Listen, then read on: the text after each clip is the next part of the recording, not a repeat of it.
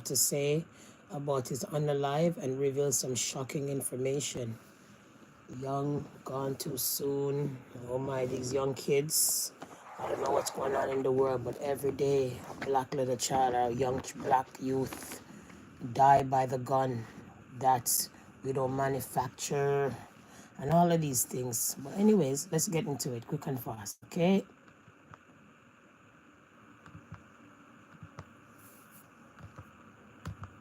Room, all I heard was do.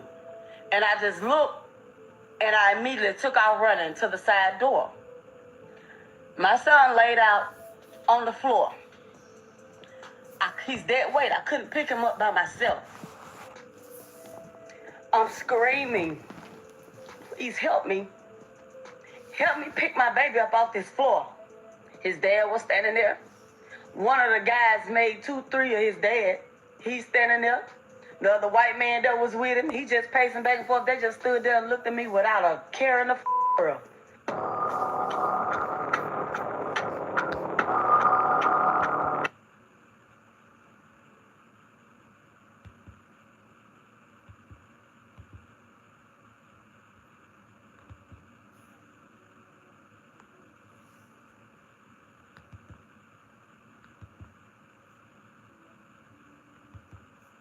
Alive like it's paused, guys. Son. Me and Jay had already been up. We had been up all night. All freaking night because of another situation that happened. I'ma just say it like that. Okay, we didn't even get up to that evening. Well, when Jay's dad came, everything happened real quickly. Jay's dad came by the house with these two other gentlemen. Well, Jay was gonna pay the guys. Was supposed to be giving them money to do whatever work he was gonna have them do. I don't fucking know. And the money, he had got $8,000 out of the $10,000 band. He left $2,000 sitting on the bed. He had told me he was finna, pay the guys. He was finna holler his daddy for a minute. Okay. Now, I told my daughter. My daughter was 12 years old at the time. Jay went outside with his dad. All this happened real quickly because Jay wasn't even outside 20 good minutes. Well,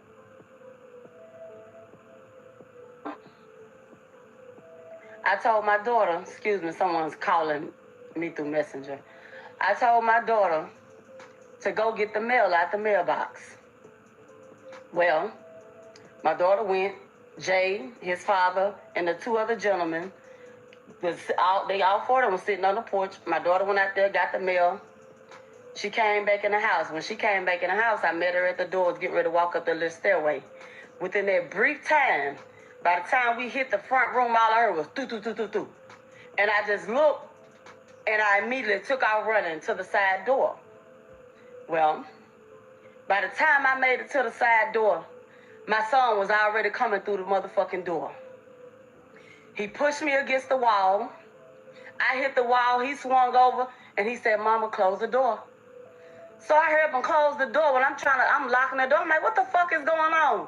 And when I turned and looked, all I seen was my son standing there with holes all in his body. Of course, as a mother, I lost it. I'm screaming. I'm panicking. And the only thing my son said was, "Mama, just get me to the hospital." We both walked in my room. I'm trying to find my keys. I done emptied my whole purse. So why not call 911? My daughter's in shock. She's standing there screaming to the top of her lungs. He never cried out. He never screamed. He never panicked. He said, "Mama, get me to the hospital." By this time, I hear a knock at the side door. So I peek around, and it was his dad at the door. Well, when all this happened, his dad had a chick with him. She was in the car. When the shots and everything rung out, she hid on the floor of the car. Well, his dad, the chick, the young lady, and the two other guys, I opened the door, they come inside. Jay was leaning against the dresser, standing in my room still.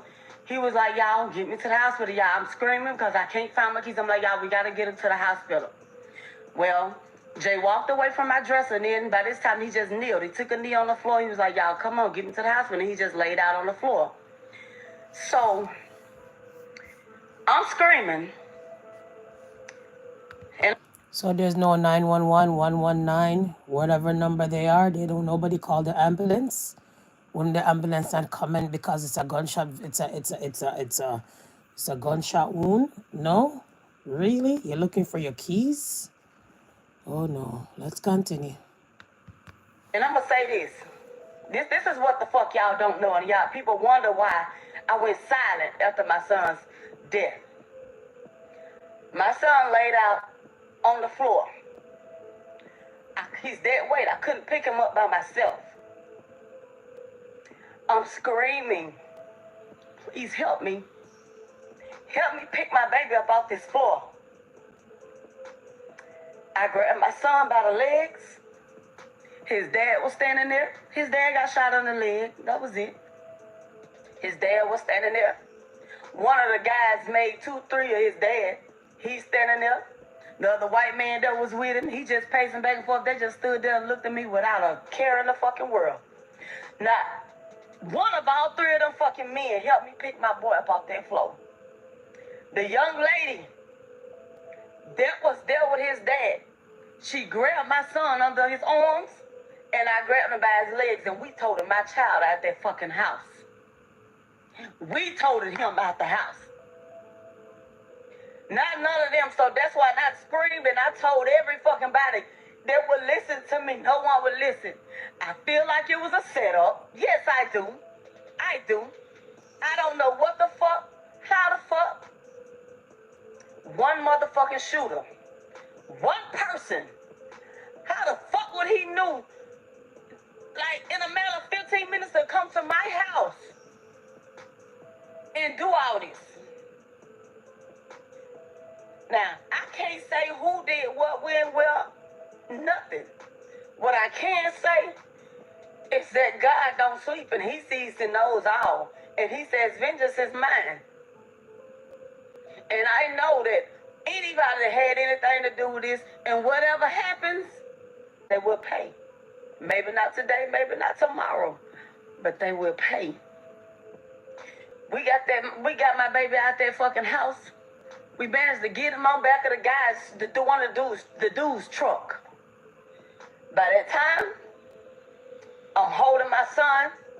He asked me, said, what car wreck? He asked me what my daughter was.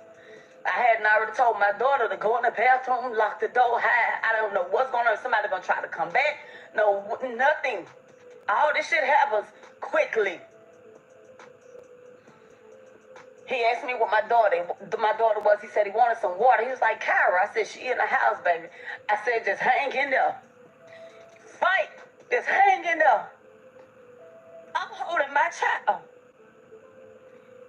He still didn't cry out. He looked up at me. He said, Mama. He smiled. He said, Mama. He kissed me on my jaw, my left cheek. He said, Mama, I love you, but I'm not going to make it. Put yourself in my shoes. For anybody that is a parent, put yourself in my motherfucking shoes. How would you feel? You know what I'm saying? And this is not some shit that I normally do, because I ain't got no business. It's going to be 3 years. I ain't got no business on here crying and doing all this on social media. But hey, I'm going to get the shit off my chest, and y'all will never hear from me again about it. Like, it's done. He is gone. Y'all, he's gone. Let him rest. The ambulance and the police made it there real quickly. They screamed and was telling me to get out the way so they can work on him. I didn't want to let him go. So I had to move. They got him, and when they put him on the stretcher, the words that came out of his mouth, he looked up at the big guy. He said, man, you set me up. Dude would holler, no, no, no. Well, they got him in the ambulance and stuff. I don't even know how the fuck I ended up on the ground. I don't even fucking know. It's just a lot was going on. My oldest son made it there. He came grab me. He was like, with my brother. With my brother. I said they got him in the ambulance. He walked me over to the ambulance. Opened the door. Jay was sitting there, just calm. He was just propped up, just sitting there chilling. So Yada said, "You alright, nigga? You alright?" And the last words, the very last words that I heard come out of my son's mouth was, "I'm not gonna make it." That was it. Well, we went to the hospital. Of course, it was 1 million people at the hospital. They locked the hospital down.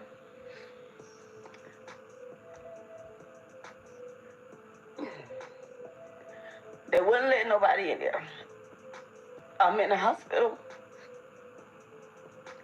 They wouldn't even let me in the back with him.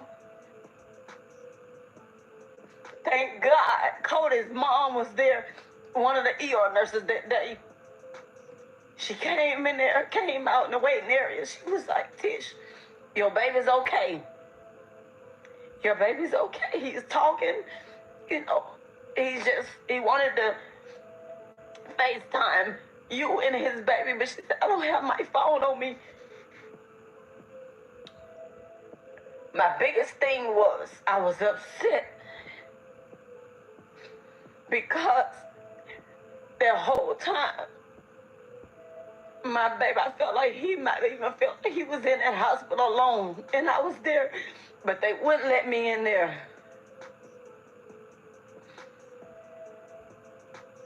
Jay lived about 7 hours after that. They had to take him into surgery. Jay had many shots. He had many shots. Well, the biggest things was the shots to his abdomen area. He had damage to his lungs, to his liver, to his intestines, and they had to get that under control. Well, he made it through surgery. I'm in the waiting area. The surgeon came in to talk to me and let me know about the damage. He said, "Well, we got that taken care of." He said, "But it's the loss of blood." He said, "We're giving him blood, but he is oozing," his exact words. "He's oozing from everywhere." He said, "So, but we got him out of surgery and everything." He said, "We getting ready to transfer him up to ICU. We just gotta pray that he make it through the night." So I'm like, okay. Well, in the midst of waiting, I don't know who the fuck news people done posted that my son was dead. I hadn't even been notified, you know. They came back in there and told me my son was gone. He coded. His blood pressure dropped too low and they couldn't get it back up, and he coded. Now, y'all been wanting to know what happened so badly. So many lies about what happened that day and this, that is sickening. I've never, and it's gonna be 3 years, I've never got on here and I've never spoke about it. After watching the clip, y'all get in the comment section and let me know what you... Could you imagine?